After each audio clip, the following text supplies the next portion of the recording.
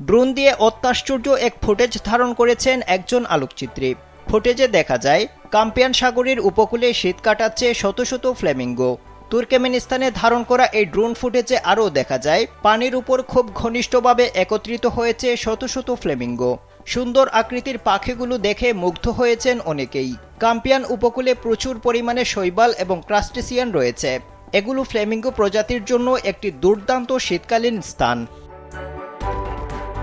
ফ্লামিঙ্গোর গায়ের রং লাল, বাঁকা ও পুরু ঠোঁট, সরু গলা, অস্বাভাবিক লম্বা পা, হাজারো জলচরের ভিড়ে এদের দিয়েছে অনন্যতা। হেরন স্পুনবিল ক্রেনের সমগোত্রীয় এই পাখিকে স্যান্ডেলিনাসো রূপচর্চায় আভিজাত্য।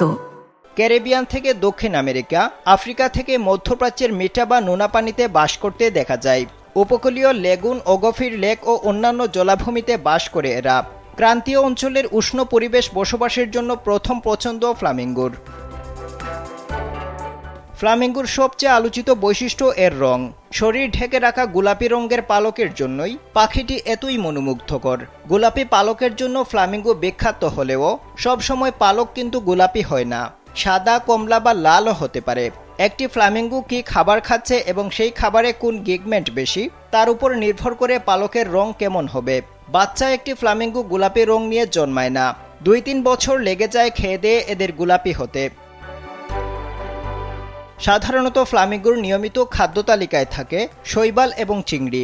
এগুলোতে প্রচুর পরিমাণে ভিটা ক্যারোটিন থাকে। এই বিপুল পরিমাণ ভিটা ক্যারোটিন তাদের শরীরকে লাল বা গোলাপি বানিয়ে দেয়।